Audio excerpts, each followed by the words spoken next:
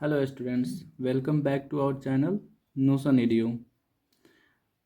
इस वीडियो में हम लोग जो संस्कृत साहित्य लेखिका जो हम लोग पढ़ रहे थे, संस्कृत साहित्य लेखिका जो हम लोग का चैप्टर 4 था, पीयूषम, जो Sanskrit class 10th Bihar board का जो बुक है उसका पार्ट 1 हम लोग देख चुके हैं। पार्ट 1 में हम लोग इस चैप्टर में जितने भी डिटेल्स लिखे हुए थे उसको हम लोग स्टडी करें, ठीक है। अब उससे रिलेटेड हम लोग ऑब्जेक्टिव और क्वेश्चंस करने वाले हैं, ठीक है। तो जो भी बच्चा वो पार्ट 1 नहीं देखा हुआ है वो पार्ट 1 देख लेगा, तब उसको भी समझ में आएगा और उसको भी क्वेश्चंस करने में आनंद आएंगे, ठीक है ना। तो हम लोग क्वेश्चन की ओर बढ़ते हैं। पहला क्वेश्चन दिया है, याज्ञवल्क्य ने, यहां पर होगा आत्म तत्व। आत्म तत्व, आत्म तत्व की शिक्षा किसको दी थी?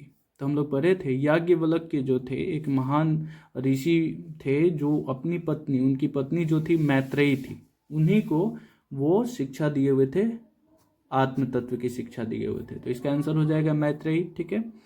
सर्व शुक्ला सरस्वती किसे कहा गया है? तो सर्व शुक्ला सरस्वती किसने कहा है? तो पढ़े थे हम लोग दांडी के द्वारा जो है सर्व शुक्ला सरस्वती को कहा गया है, जो व्यर्थ ही कहा गया है, विजयंका को जाने बिना, मतलब सरस्वती को जानना व्यर्थ माना गया है, ठीक है। उसके बाद हम लोग नेक्स्ट पढ़े हुए थे शंकर रचितम। शंकर रचितम के रचनाकार कौन है? ठीक है, शंकर चरितम, शंकर चरितम के रचनाकार कौन है? तो हम लोग पढ़े हुए थे कि जो पंडित क्षमा राव थी, वो अपने पिता, जिनके पिता का नाम था शंकर पांडुरंग पंडित, ठीक है ना, अपने पिता से ही वो प्रभावित होकर मतलब उनके जीवन के बारे में लिखी हुई थी जो रचना था शंकर चरितम, ठीक है ना। उसके बाद नेक्स्ट क्वेश्चन दिया हुआ है, जनक की सभा में शास्त्रार्थ कुशला कौन थी? तो जनक की सभा में शास्त्रार्थ कुशला थी गार्गी, ठीक है ना। मैत्रेयी के बारे में हम लोग पढ़े हैं, जो कौन थी? याज्ञवल्क्य की पत्नी थी, जिन्होंने अपनी पत्नी आत्म तत्व का शिक्षा दिए हुए थे। और यमी के बारे में क्या पढ़े हुए थे हम लोग, ठीक है ना। इस क्वेश्चन से रिलेटेड नहीं है, बट हम लोग रिकॉल भी कर लेंगे तो ज़्यादा बेटर रहेगा। तो यमी के बारे में कहा गया है कि वो अथर्व वेद के मतलब एक ऋषिकाओं में से एक है, ठीक है ना। गंगा देवी का समय क्या रहा है? तो हम लोग पढ़े थे कि गंगा देवी जो है वो कंपन राय की पत्नी थी, तो उनका जो समय रहा है वो कौन सा रहा है? 14वीं सदी रहा है। और जो विजयांका थी, विजयांका जो चंद्रादित्य की पत्नी थी, उनका समय जो है वो 8वीं सदी रहा है। तो इसका आंसर हो जाएगा 14वीं सदी, ठीक है। नेक्स्ट दिया हुआ है, ऋग्वेद में कितने मंत्र दर्शनवती ऋषिकाओं का उल्लेख किया गया है? तो हम लोग पढ़े थे ऋग्वेद में जो है, ऋग्वेद में वर्णन किया गया है कितने? तो 24। और अथर्ववेद जो है उसमें 5 बात किया गया है, 5 ऋषिकाओं का वर्णन किया गया है, ठीक है ना। तो यहाँ पर हो जाएगा क्या? चत्वारिंशत, 24। चतुर्विंशत नहीं होगा, चतुर्विंशति होगा, ठीक है। विंशति मतलब 20, 20 होता है, चतुर्विंशत मतलब हो जाएगा 44, तो ये नहीं होगा, ठीक है ना। हाँ, 44 के बारे में भी देखे थे हम लोग कि 44 जो था, हम लोग क्या देखे हुए थे कि ऋग्वेद में जो है, ऋग्वेद में तो 24 था, बृहदारण्य उपनिषद जो था और लौकिक संस्कृत साहित्य जो था, उसमें लौकिक संस्कृत साहित्य में हम लोग देखे हुए थे कि चतुर्विंशत यानी 44 जो है ऋषिकाओं का वर्णन किया गया है, जिन्होंने 150 पद्यों की रचना की हुई, ठीक है ना। ये बात याद रखना है। आधुनिक काल की संस्कृत कवित्री कौन है? तो आधुनिक काल की संस्कृत कवित्री का बात किया जाएगा तो कौन से? पंडित क्षमा राव है, पंडित क्षमा राव, ठीक है ना। याज्ञवल्क्य की पत्नी कौन थी? अभी हम लोग बात की है कि याज्ञवल्क्य जो थे अपनी पत्नी को आत्म तत्व की शिक्षा देते थे, तो वो कौन थी? मैत्रेयी थी, ठीक है। महाभारत में किस लेखिकाओं का उल्लेख मिलता है? तो याद रखिएगा महाभारत में सुलभा जो है, सुलभा एक लेखिका है जिनका वर्णन जो है आसानी से मिल जाता है। और गार्गी के बारे में क्या कहा गया है कि वो अपने मतलब पिता के सभा जो था उसमें वो वचन कवि के रूप में जो शास्त्र कुशला है उसके रूप में बैठती थी। वर्तमान काल की संस्कृत लेखिकाओं में कौन लेखिका है ये बताना है। तो गंगा देवी है, सुलभा है, मिथिलेश कुमारी मिश्र है, या विजयांका है? तो मिथिलेश कुमारी मिश्र है। विजयांका के बारे में कहा गया है कि वो 8वीं सदी में मतलब उनका वर्णन मिलता है, और चंद्रादित्य की पत्नी विजय भट्टारिका को ही विजयांका माना जाता है। ठीक है ना। गंगा देवी के बारे में पढ़े थे हम लोग, जो कंपन राय की पत्नी है। ठीक है ना। सुलभा का जो है अभी हम लोग देखे कि महाभारत में जो है उनका वर्णन मिलता है। विजयांका का काल किस शतक में माना जाता है? तो अभी हम लोग बात किए हैं अष्टम शतक में विजयांका का काल माना जाता है। ठीक है। तो 11 क्वेश्चन हम लोग कर लिए। नेक्स्ट क्वेश्चन और हम लोग कर लेते हैं। ठीक है।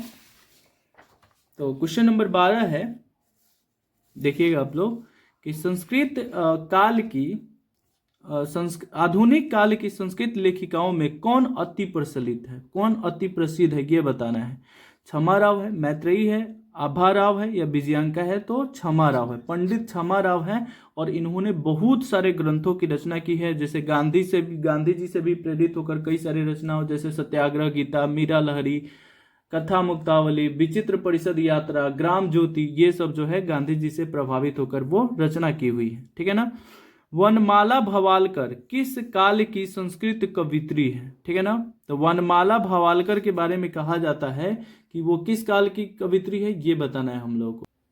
ठीक है। तो वनमाला भवालकर हम लोग देखे थे, वनमाला भवालकर, मिथिलेश कुमारी मिश्र, उसके बाद पुष्पा दीक्षित, ये सब जो थी वो थी कौन? तो आधुनिक वर्तमान काल की वो सब ऋषिकाएं हैं।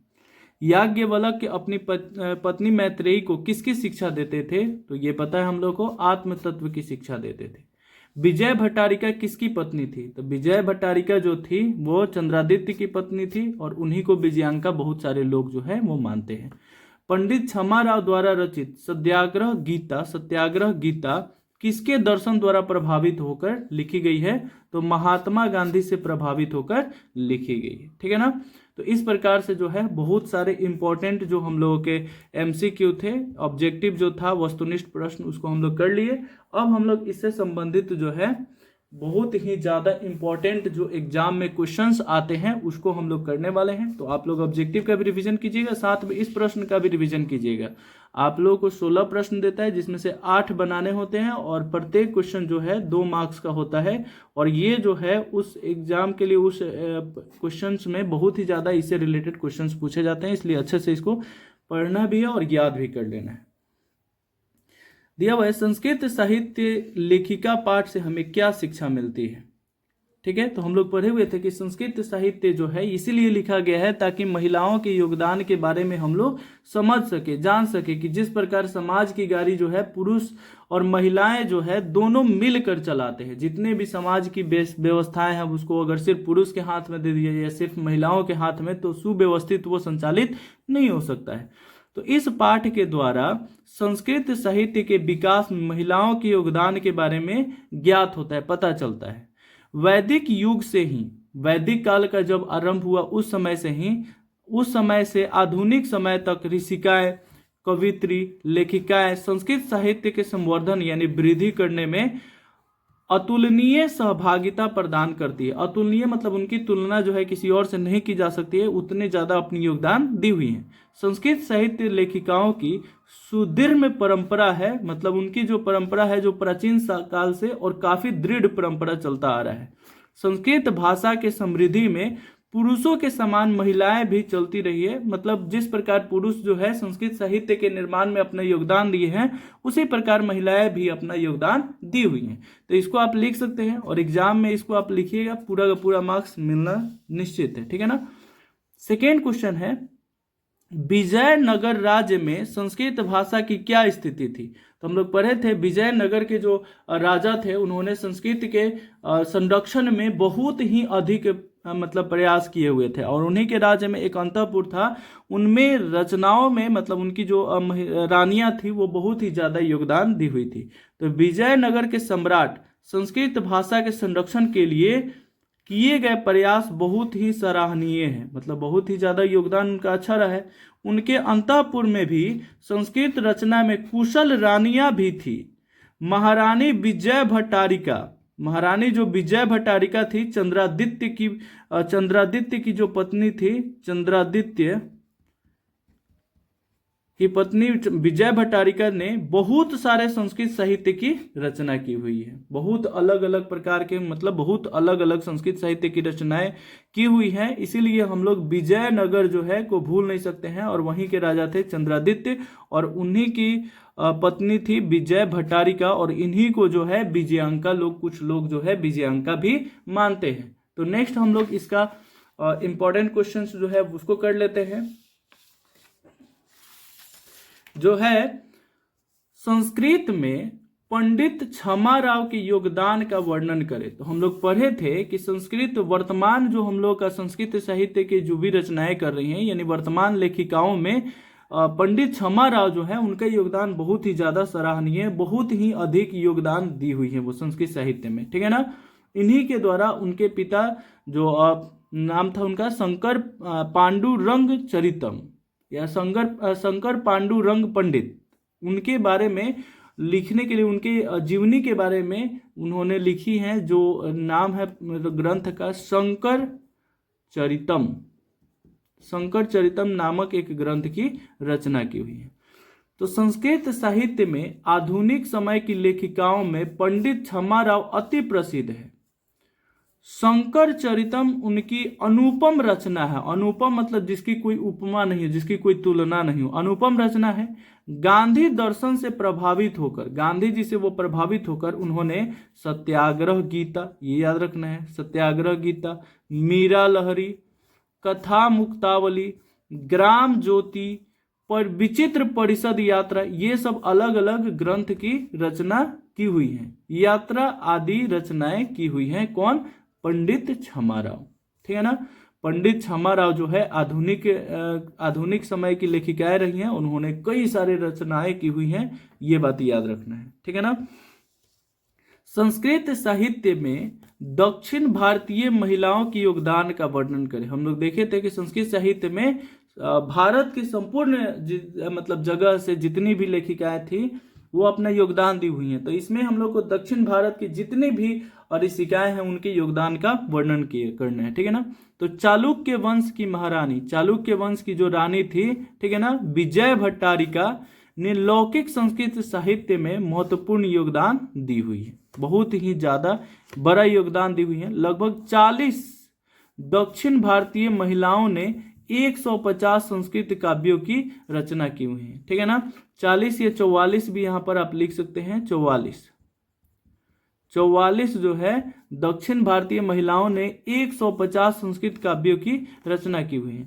इन महिलाओं में गंगा देवी, ये बात याद रखना, गंगा देवी, तिरुलंबा, शिला भट्टारिका, देव कुमारिका, राम भद्रम्बा, ये सब जो है प्रमुख है, ठीक है ना। बहुत ही ज्यादा इंपॉर्टेंट है, उसको अच्छे से याद रखना है, ठीक है। नेक्स्ट दिया हुआ है और लास्ट क्वेश्चन हम लोग इस चैप्टर का करने वाले हैं, संस्कृत साहित्य के संवर्धन में महिलाओं के योगदान का वर्णन करें। ये बहुत ही ज्यादा इंपॉर्टेंट क्वेश्चन है और इसके क्वेश्चन को आने का, वैसे तो सभी के सभी क्वेश्चन इंपॉर्टेंट है, लेकिन ये बात याद रखना है कि ये क्वेश्चन जो है, चूंकि महिलाओं का योगदान आजकल जो है महिलाओं के समृद्धि के लिए समाज में कई सारे कार्य किए जा रहे हैं, ठीक है ना। तो उन्हीं से संबंधित ये क्वेश्चन बन जाता है, इसीलिए हम लोग का ये आने की ज्यादा संभावनाएं होती है। तो याद रखना है, वैदिक काल से महिलाओं ने संस्कृत साहित्य की रचना एवं संरक्षण में काफी योगदान दी हुई है। जैसे ऋग्वेद में 24, अथर्ववेद में 5 महिलाओं का योगदान है। उनमें यमी, अपाला, उर्वशी, इंद्राणी और वागाम्भृणी मंत्रों की दर्शिका थी। ये सब जो है 5 जो ऋषिकाएं हैं वो अथर्ववेद की ऋषिकाएं हैं। गंगा देवी, तिरुलंबा, शिला भट्टारिका, देव कुमारिका जो है वो दक्षिण भारत की ऋषिकाओं में से, मतलब ऋषिकाओं में प्रचलित है। दक्षिण की महिलाओं ने भी संस्कृत साहित्य की रचना में योगदान दिया है। पंडित छमाराव, पुष्पा दीक्षित, वनमाला भवालकर, ये सब जो है आधुनिक साहित्य मतलब की रचनाओं में अपने योगदान को दी हुई है। आदि जैसी अनेक आधुनिक महिलाओं ने भी अपना योगदान दिया है। इस प्रकार भारत में हमेशा संस्कृत साहित्य में महिलाओं का योगदान रहा है। इससे पता चलता है कि भारत जो है एक देश है, मतलब भारत जो हमारा देश है, इसमें साहित्य की रचना में सिर्फ और सिर्फ पुरुष ही नहीं, महिलाएं भी अपना योगदान दी हुई हैं, जो प्राचीन काल से ही अपने योगदान को देते आ रही हैं। जिस प्रकार पुरुष जो है अपने साहित्य के निर्माण में, उपनिषद, वेद, महाकाव्य, ये सब के निर्माण में जिस प्रकार योगदान दिए, उसी प्रकार से महिलाएं भी अपना योगदान दी हुई है। इसीलिए कहा जाता है कि आज भी समाज की व्यवस्था जो है उसको संचालित करने के लिए दोनों का समान योगदान है। ठीक है ना। तो इस प्रकार जो है उनके योगदान को हम लोग को भी याद रखने हैं, सिर्फ एग्जाम के लिए नहीं पढ़ने हैं, याद भी रखने हैं कि उनका योगदान किस प्रकार से दिया गया। ठीक है ना। और वो हमारे लिए कितने ज़्यादा महत्वपूर्ण मायने रखती हैं। इसलिए कहा जाता है, एक संस्कृत में श्लोक कहा गया है, यत्र नारी पूज्यन्ते रमन्ते तत्र देवता, यानी जहां पर स्त्रियों की सम्मान होती है, जहां पर उनको इज्जत दिया जाता है, मान प्रतिष्ठा दिया जाता है, वहीं पर देवों का निवास होता है। ठीक है ना। इसलिए किसी भी महिलाओं का, किसी भी औरत का, महिलाओं का अनादर नहीं करना चाहिए। ठीक है। तो मिलते हैं नेक्स्ट वीडियो में, तब तक के लिए बाय।